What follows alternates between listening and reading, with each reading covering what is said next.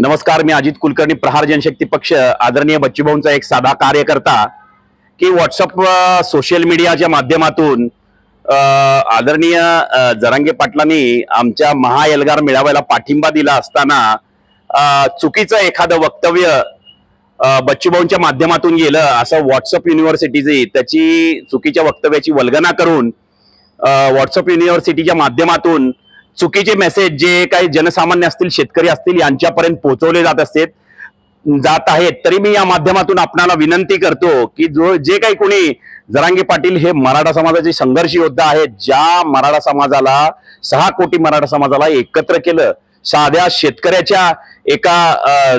शेतकऱ्याने अशा माणसाला आणि शिवाजी महाराजांचे विचार, छत्रपती शिवाजी महाराजांचे विचार घेऊन पुढे चालणाऱ्या अशा माणसाचं आपण काहीतरी देणं लागतो किंवा हे लागतो.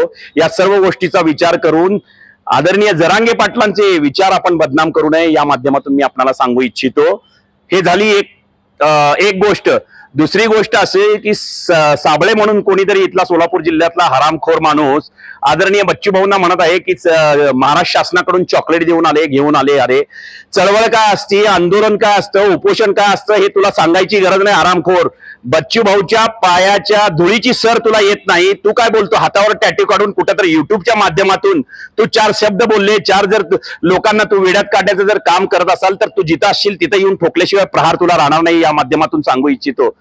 असं झालं असताना तो साबळे काहीतरी बच्चूभाऊंच्या बद्दल चुकीची वल्गना करतो. अरे, ज्या माणसाने 2 ऑक्टोबरच्या दिवशी 1ही रुपया न खर्च करता सर्व आपला खर्च, लग्नाचा खर्च, खाण्यापिण्याचा खर्च जो काही आहे तो नवरा बायकोने एकमेकाच्या हातात झेंडा देऊन आणि राहिलेला खर्च अपंगांच्या 250 सायकली देऊन, किती मोठं कार्य या माणसाचं तुला समजणार नाही हरामखोर हे कार्य.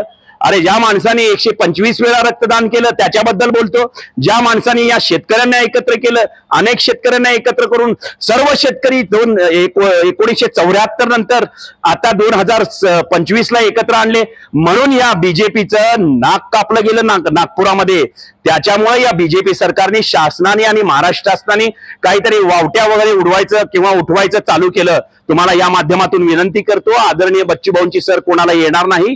बच्चूभाऊ हे एकटे नसताना आदरणीय शेट्टी साहेब होते, नवले साहेब होते, तुपकर साहेब होते, असे एकदम रथी महारथी शेतकरी नेते सगळे एकत्र येऊन नागपुरामध्ये शेतकऱ्यांना एकत्र करून या माध्यमातून शेतकऱ्यांचा महाएल्गार उभा केला. आणि सरकार असेल, देवेंद्र फडणवीस सरकार असेल किंवा शासन असेल, प्रशासन असेल, यांची नांगी ठेचली. नागपुरामध्ये यांचं नाक कापलं गेलं. म्हणून हे काहीतरी वेड्या चुकीच्या अशा शब्दांना हे करून कुणाला तर उठवून बसत आहेत सुपाऱ्या देऊन.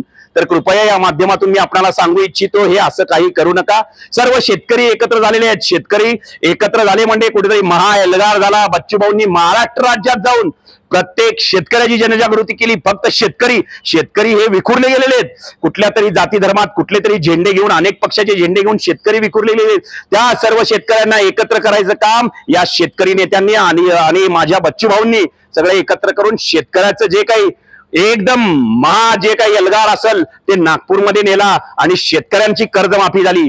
30 जून ही तारीख घेण्याचं कारण असं आहे की जेणेकरून आता मार्चला बँकांचं जे काही असतं ते ऑडिट सबमिट करणं किंवा फायनल हे करणं गरजेचं असतं. बँकांनी आपले जे काही कर्ज असतील ते मार्च महिन्यात सगळे क्लोज करणं गरजेचं असतं.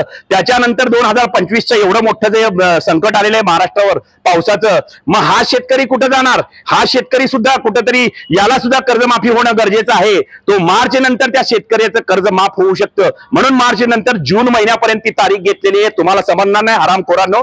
तुला साबळे सांगतो, ऐक. एक नाही, प्रहार जनशक्ती पक्षाचे कार्यकर्ते, पदाधिकारी तू जिथं असतील तुला ठोकल्याशिवाय राहणार नाही. बच्चूभाऊंची बदनामी करू नको हरामखोरा. तुला बच्चूभाऊंच्या पायाची सर येणार नाही. कृपया विनंती करतो की हे सगळं चाललेले खेळ थांबवा. शेतकऱ्यांची जी कर्जमाफी झालेली आहे ती झालेली आहे, देवेंद्र फडणवीसने केलेली आहे.